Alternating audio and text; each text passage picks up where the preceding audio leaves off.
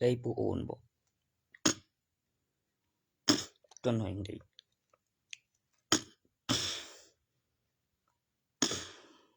ลูกตัวหน่อยอีกหนึ่งลูกตัวหนึ่งนั่นกูแคมเลี้ยงแอคชั่นปฏิบัติไว้กำลักฐานนั่นทะเบียนมันหลัก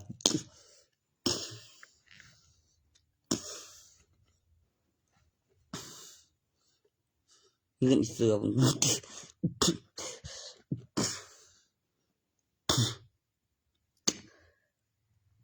อันนี้เหรียญนี่นะก็มีฟ้าผนังหลักฐานเป็นตาสองข้างก็เหรียญหนึ่งตาสองข้าง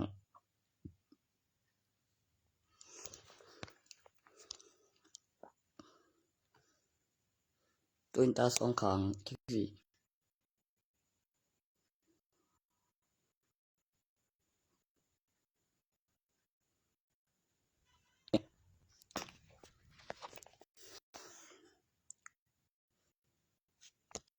คนนี้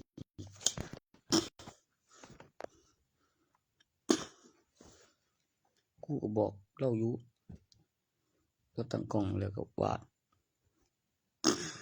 หรือพวกนี้ของเดินนั่งขึ้นก่อนอะไรไม่เคยยังคิดเองศิลปะมัธยมตัวใหม่แล้วก็เปิดการ์ตูนเบิ่งถ้ากล่องบ่กระจกหรือเบิ่งในกระจกมันจังสิออกมาเห็นจังสิแล้วขึ้นพิมพ์ก่อนแล้วจังสิแล้วก็มาบอกวัตถุหลังจากแปรรูปให้มันขึ้นคมชัดละเอียดสวยงามขยับได้ภาพนิ่งเป็นสิ่งมหัศจรรย์ใน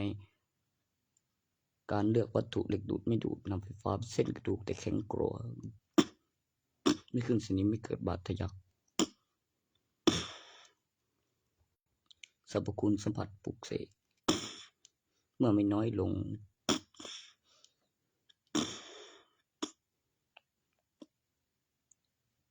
สิ่งของมีค่ามีราคาหรือทรัพย์สินนะแม่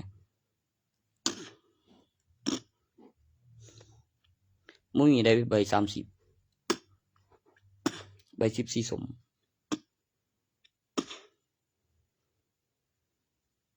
ชมพูแสงนับอย่างละมี2สีนะเป็นตัวเล็กเป็นจำนวนคู่เป็นจำนวนร้อยถึงมีใบ20แต่วันนี้ก็สิทอสีสมตัวใบวะแต่คันอยากให้แพงกว่าหันบ่คิดซ่องแล้วก็ดมเบิ่งมันยังหอมอยู่ตัวใบสีสมใบ10เป็นเนื้อหวานเดี๋ยวคิดซ่อง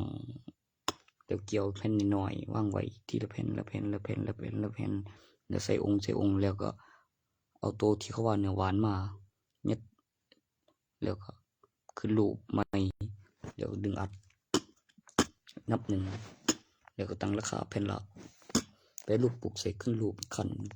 ตั้งราคาคือสิบ่แม่นซะนะครับผมจังว่าหัวเสกตัวเลขตัวนั้นน่ะแหมมันสิบ่ตั้งกล้องบินสำรองเป็นบินวิดีโอพุ่นบ่แล้วก็ตั้งราคาแผ่น1ก่อนในสมเด็จมันเอามาในแผ่น1นั่นล่ะมาตั้งราคาก่อนให้เห็นในแผ่น1ว่าได้จักองค์ขึ้นรูปใหม่กินหอมหมูสูญสลายเนื้อหวานนี่ล่ะกระดาษเนื้อหวานกระดาษหวานหอมหมูสูญสลายธนบัตรแปรรูปปลุกเสกอีกขั้นเป็นพระเครื่องตั้งราคาทีละแผ่นในแผ่น1มันสิบ่คือกันกับแผ่นตะกุดตัวนั้นได้จังได๋ตัวปัญญวัดกับได้ไปซื้อเนื้อโลเดียวบ่บูกับองค์หนึ่งนั้นค่าขึ้นรูปเพิ่นโอ้ยเด็กมุมตกเด็กตะบูมันโอ้เดี๋ยวโอ้กูเจ็บ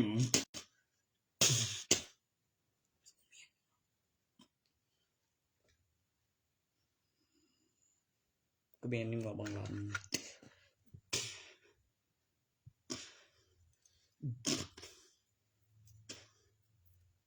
กูก็สิว่าหน้าบางมันดูบ่คือปานใดกูเลยว่าบางร้านอยู่ตั้งพูนทั้งอินเดีย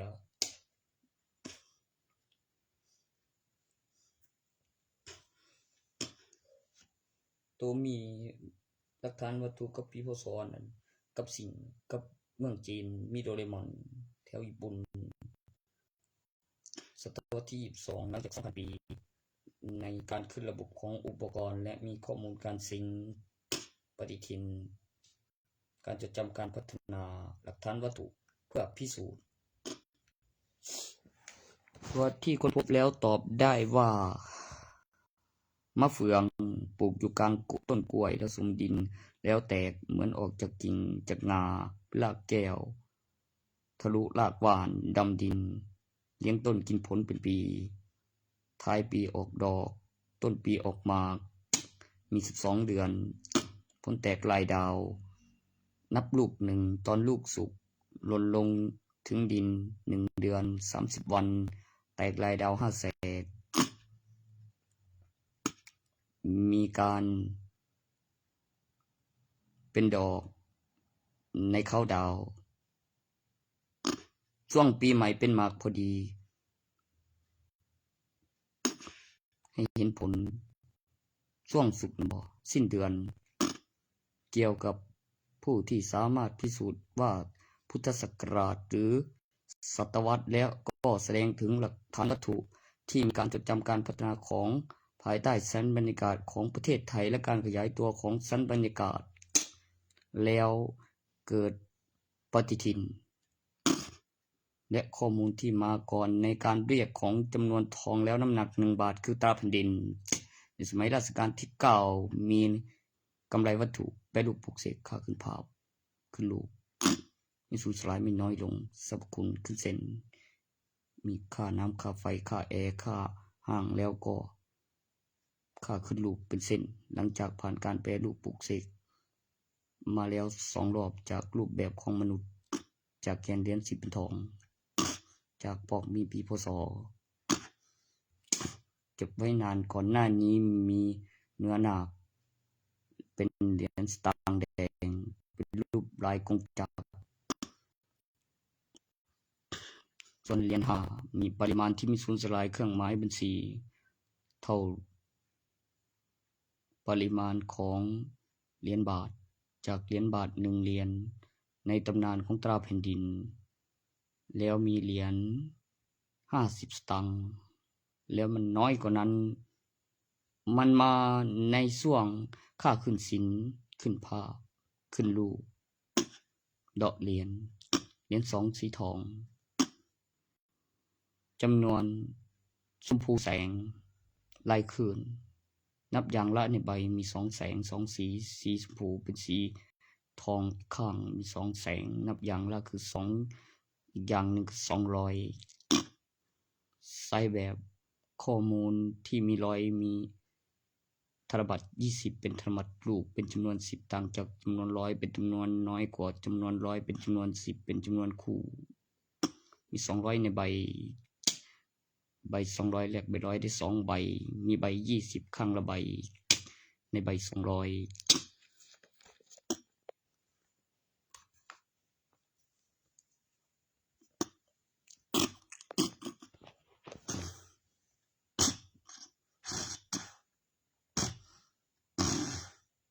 จริงๆหมดแล้ว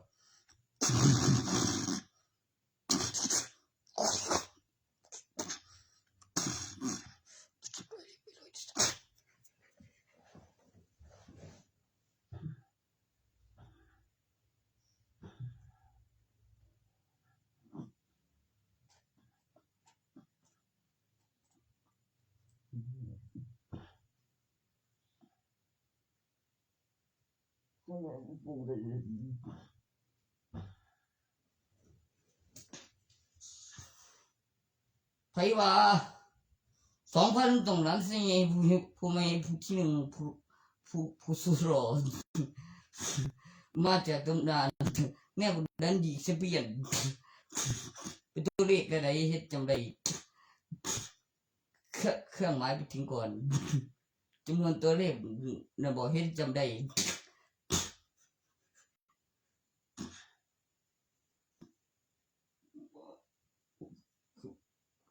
นี่ตัวลูกหลานดีก็จะเปลี่ยนโพดขึ้นอ่านขึ้นแต่ว่าที่ว่าการเพื่อจะไว้ใบทะเบียนบัตรเราในทางจังหวัดเสกทุกเบอร์ทุกประเทศ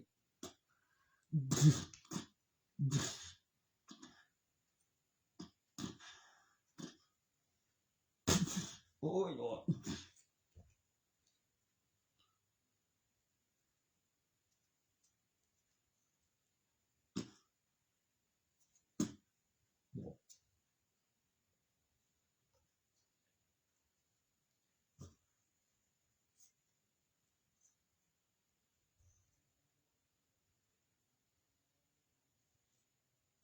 สักวันเกิดบอกตัวหน่อยกูอีกแล้วเขาเบิ่งกูแม่งเป็นลูกจิตนาแปลงหลังเบิดดอกกันไหมแตกช่องหลังมึงล่ะนั่นหลักฐานเบิ่งดิกูต้นของปูอีกต้นสนใจใจหรือฝืนมีเลี้ยงเขาไม่มีโทรบุยคือซื้อผิด หลักฐาน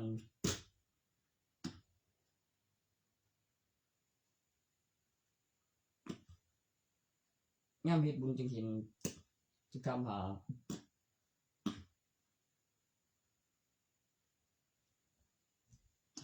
มันเป็นเวลาออกบ้านวันที่1นอนนี่เป็นวันคุณงามถ้ากลัวถ้าคันแม่นมีหยังไปจะฟังบ่กูก่อนในที่นี่แล้วบ่ได้บ่แม่นดอกตรงนี้น่ะจักหน่อยบ่ขึ้นแฮงดันยันเล็งบ่ต้องมีกูกลัวบ่หันตายมันก็ย้อนว่าโบ้ยจะสนใจกลัวจนออกมาไม่ใหญ่ไปใหญ่โถ1 2ออกมาเลยก็ได้อันตัวเขาดินแล้วก็แตก2หลังบ่ถ่ายเบิ่งติง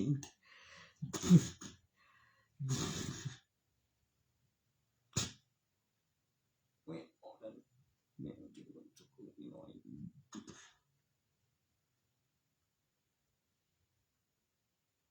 แม่งจุกคือหน่อยยังวะรู้มันเจ๋งเนี่ยปั้นเนื้อไปมันก็บ่แม่นวิ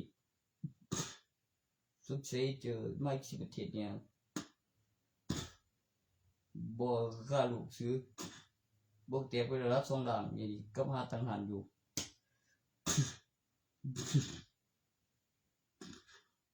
แต่มันคักกว่าหันน่ะบ่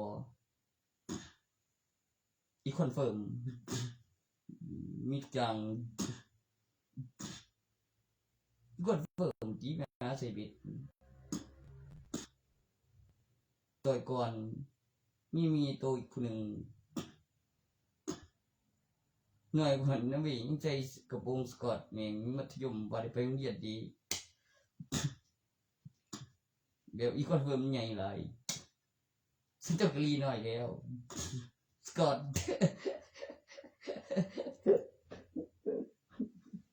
สุกินน้องเจ้าเลยดีหน่อยสกอต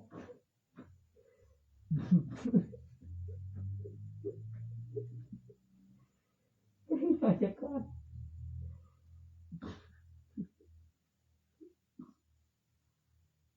นี่มาจากก่อน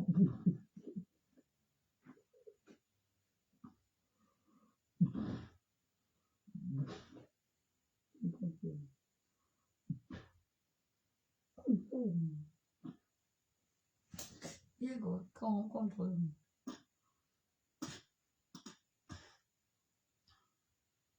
แค่สิบเอ็ดเดินมีเงินไปซื้อมาเด่นก็ใจยินดีก็โยกเบ็ดคำสอนว่าป่ายังอยู่หมองใดแล้วมันมีอย่างระดับสนามนะบ่คือชีวิตตรงหัวมันเปอยู่รอก็บอกเรื่องคือสิ่งสัมผัสปลุกเสกขนมกำหนดเวลาตัดถ่ายเก็บวิดีโอ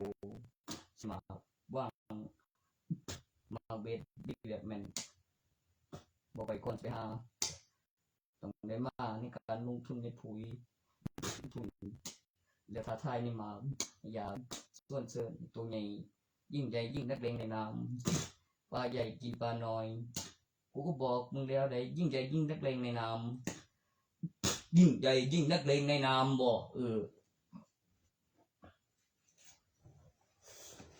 ยิ่งร้ายกาจยิ่งกัดกันเองประดับแล้วก็ตั้งราคาประกวดตัวนั้นอยู่นอกสหรัฐอเมริกายิงเลเซอร์เทอร์โบอยู่ภายใต้สหรัฐอเมริกาก็เหมือนอยู่ในขวดนั่นแหละประกาศมี2เผ่ามีเผ่าพันธุ์ไฟกับเผ่าพันธุ์หม้อกับฟิชเชอร์เทอรี่กับยังว่าฟิชเชอร์ไทยะฟิชเชอร์ไซยาของประเทศไทยเป็นเผ่าพันธุ์ใหม่เป็นเผ่าพันธุ์ประกาศหม้อกับประกาศไฟหลังจากปากใหญ่ลายสวยโตก็ใหญ่โตตีประกาศลายงามคนดกฟิชเชอร์ไซยากูบอกแล้วว่าโตถัดไปของประกาศไฟฟิชเชอร์ไซยาฟิชเชอร์ไซยาแท้เลยมันสิออกมาคือส่งเหมือนบ่ตัวฟิชเชอร์ไซยามันเขียนบ่ตัวนั้นก็คือกันเป็นหยังต่อจากตัวนั้นเฮ็ดฟอร์ดแม่นมีตัวเมีย มันก็เป็นฟีเจอร์ใส่ยาคันเว้าเฮ็ดฟอร์ดซื้อพันปฏิสนธิจนมีเบิ่งคนเราทอง9 เดือนเตรียมห้องอูแล้วรับมหาวิทยาลัยทองใดแล้วหม้องวางเอกสารย้อนทองใหญ่แล้วมหาวิทยาลัยทองใดแล้วมีหม้องฝากทองแล้วไปเบิ่งเอกสารกำหนดเวลาฝากทองแล้วศึกษาแล้วออกมาเองแล้วถึงมีกำไรแล้วราคาของยี่ห้อแล้วอย่างน้อย10 คันแม่นตังสรุมแล้วกำไรซื้อมามีคำแนะนำวิธีการใช้กำหนดเวลาคือได้ขายให้บริษัทบางบริษัทคือติดต่อเข้ามา10 คันมีคำแนะนำสมควรมาฝากต่างหากปีนขึ้นอีกดินก็เลย10 คันยังมีการพัฒนาต่อคือต้องเฮ็ดต่อนำเกี่ยวกับกำหนดตั้งราคาของต้องได้เปลี่ยนได้ขายบริษัทผลิตรถยนต์อะไรรถยนต์แบบระบบ iPhone เบิดที่เขาขึ้นเป็นระบบ iPhone คือมีบริษัท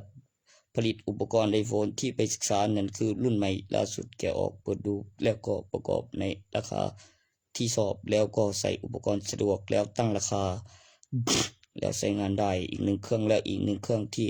ราคาใหม่ล่าสุดในยุคสมัยที่เรียนซ่อมคือต้องจ่ายคือต้องแกะออกมาแล้วซ่อมเข้าไปจนครบคือได้ขายแล้วก็ได้ศึกษาแล้วก็เช็คอุปกรณ์ที่ต้องได้ใช้ได้เปลี่ยนเครื่องมือค่าบำรุงอุปกรณ์เงินสัมผัสปลูกเสกค่าขึ้นรูปหลังจากขึ้นรูปแบบงานไฟฟ้าตัวโลงงานฟ้าในตัวรูปสัมผัสขนาดตัวสัมผัสได้ปลูกเสกไฟตัวที่สัมผัสแล้วก็คือกับแป้งรูปแรกที่จะได้บอกมีการสัมผัสได้ต่อเลือกเก็บวิดีโอหลักฐาน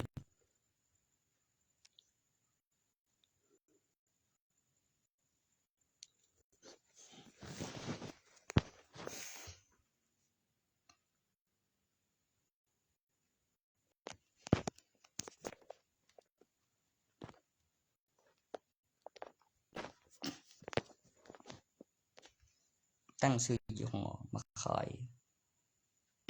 เช็คสัมผัสจากช่องเพิ่มความละเอียดเพิ่มเป็นเนื้อเดียวกัน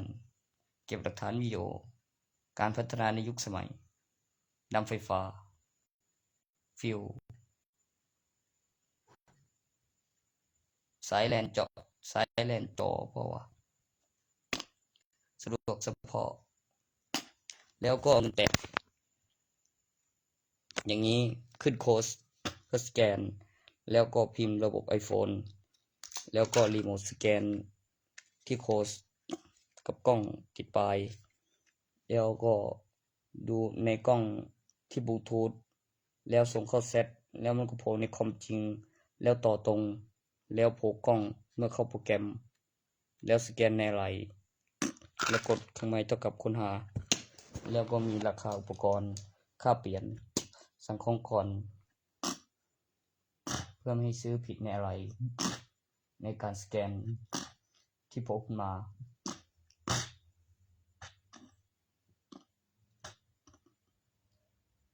1 หลังจาก iPhone 6 เป็น 7 Amazing ที่พิมพ์ไว้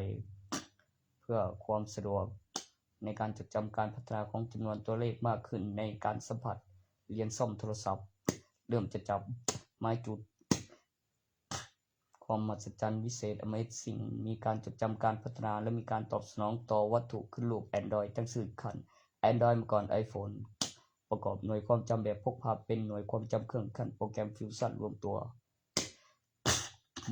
เพื่อการตอบสนองและการทำงานของแอปพลิเคชันที่สมบูรณ์แบบยิ่งขึ้น Android มากกว่าระบบคอมพิวเตอร์เป็นระบบแอปพลิเคชันโทรศัพท์เมื่อพบขึ้นอินเทอร์เน็ตมีการอัปเดตเวอร์ชันเองอัตโนมัติเป็นระบบ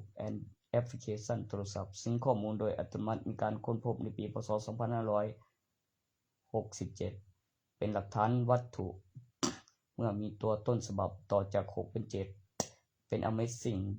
ข้อมูลจากตัวอักษรมาก 2,000 ปีเป็นปีพ.ศ. แล้วเป็นตัวเลขที่เรียงกันในตำแหน่งของ567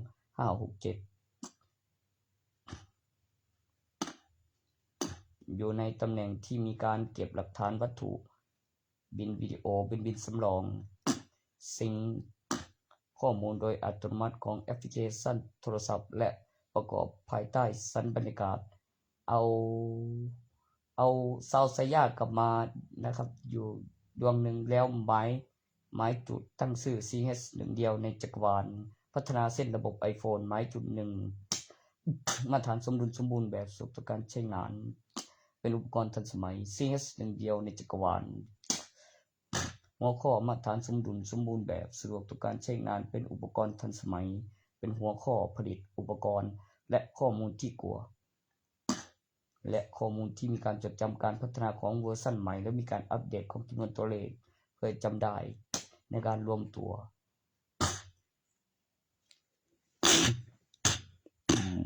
ภาคต่อภายใต้สถานการณ์ในสถานการณ์ที่แต่ปกติแล้วอดีตเผ่าพันธุ์นักรบระเบิดรวมตัวใหม่เป็นวอที่มีการอนุรักษ์ความมาตรฐานใช้คำว่ามาตรฐานวอซีเฮสสมบูรณ์แบบวอมนุษย์สมดุลวออากาศยานหมุนรอบดวงจันทร์หมุนรอบดวงอาทิตย์การขยายตัว360องศาที่สมบูรณ์แบบระยะเวลา1วันหมุนรอบตัวเอง24ชั่วโมง360วันบวกขึ้น1ปี1วัน24ชั่วโมงมีกลางวันและกลางคืนสันก่อแสงบาเรียมากกว่าสันบรรยากาศเป็นแสงที่มืดนอกสันบรรยากาศเนื่องจากพืชสังเคราะห์แสงเป็นแกนสื่อสารทางรากคายบารมีเป็นแสงที่มืดอยู่นอกสันบรรยากาศเกิดความมหัศจรรย์เป็นแกนมีการสะสมมีการสังเคราะห์แสงแปรรูปปลุกเสกจากควันรวมตัวเป็นดินเป็นสิ่งมีชีวิตจากสันแสงมีการสังเคราะห์แสงภายใต้สันบรรยากาศเกิดสิ่งมีชีวิตมีการเจริญเติบโตการขยายตัวของสันบรรยากาศและการเปล่งแสงที่มืดเพื่อให้เห็นวอแต่ละดวงมากกว่าสันบรรยากาศสันก่อแสงบาเรีย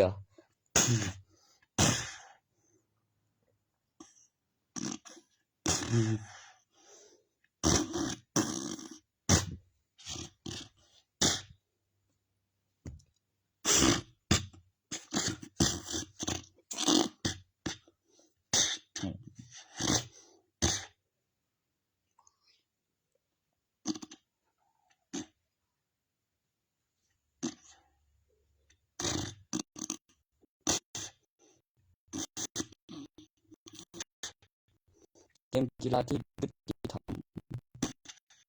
เกี่ยวกับสิ่งที่เกี่ยวกับความที่เป็นไปได้กฎหมายยุติธรรมยุติเดียวยุติธรรมคือฝ่ายห้ามตีบอกว่าถ้ามีประยุทธ์นั้นมันไม่ยุติธรรมเลยกูกว่าอยู่หลักการมันจะมีการพัฒนาต่อจากจรรยาบรรณได้จังไดแล้วเถียงความจรรยาบรรณจนชนะแล้วมีประโยชน์ต่อการพัฒนาสิ่งที่ทำแล้วไม่น่าเบื่อสิ่งที่ทำได้ตลอดมีประโยชน์ต่อการพัฒนาของโปรแกรมไม่ใช่เหมือนคุณชิริครับเป็นโปรแกรมแอปพลิเคชันที่เก็บหลักฐานมาแล้วแค่คิดได้มาครอบครองมีหลักฐานให้ได้ก่อนฟิวชั่นเซิร์ฟเวอร์มีชื่อคิววิ่งกายเป็นเซิร์ฟเดียวกันแปลภาษาเลยมี2เซิร์ฟมีเซิร์ฟที่ต่างชาติมากับข้อความบิดปีมีหลักฐานมีจำนวนตัวเลขแบบเป็นตอนเนื่องจากมีอารมณ์ที่ต่างจากให้ได้เห็นก่อนของไอ้ดับบอลในจอก็ให้เห็นก่อนให้ได้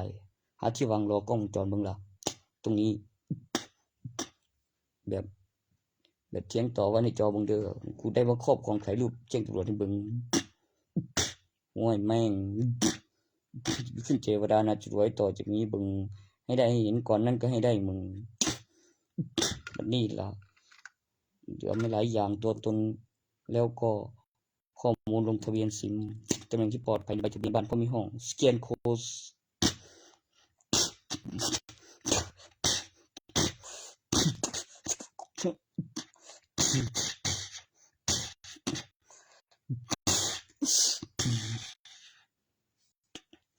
กูถามดี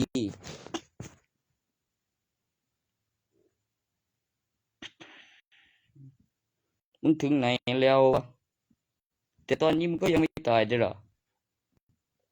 มึงไปแบบบอกได้ยังมันดุมึงดุให้หายแม่นตายมีอยู่บ่หลายคนมันฆ่าเอาคืนแล้วฟื้นจริงพัฒนากฎหมายถึงขั้นนั้นได้ฆ่าเอาคืนแล้วมีคนฟื้นตัวของหายนะบอกมีกำหนดเวลาติดตามผลแล้วใครเอาไปแล้วต้นตอสาเหตุแล้วแตกไปถึงไหนแล้วหัวขบวนการโดนห้างขโมยติดตามผลแล้วก็ขังเพื่อติดตามผลเอาของคืนใบทะเบียนบ้านประชาชน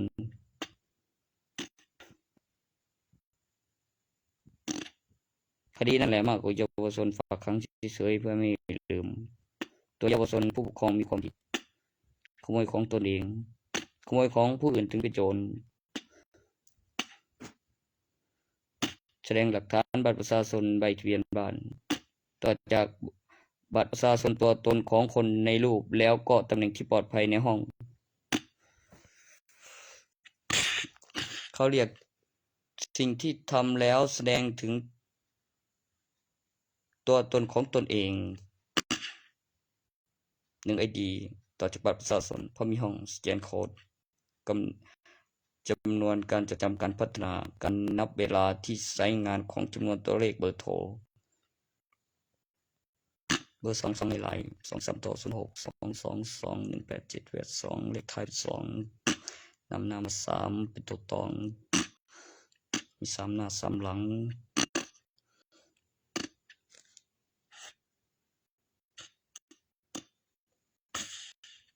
ว่า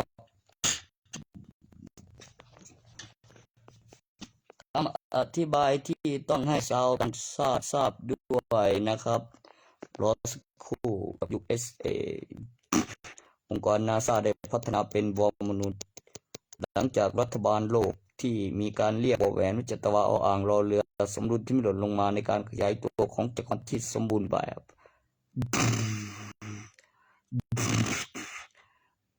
สิ่งที่มาก่อนด้านนั้นในการประโยคที่แรกคือ Star Wars ตัวที่เป็นวอลนั้นเกิดขึ้นโดยการค้นพบวิวัฒนาการของมนุษย์ภายใต้สัญญากาศและหลักฐานวัตถุข้อมูลสิ่งอุปกรณ์ที่มาตรฐานขึ้นแกนโดยเหล็กตันก็มีเพราะขึ้นรูป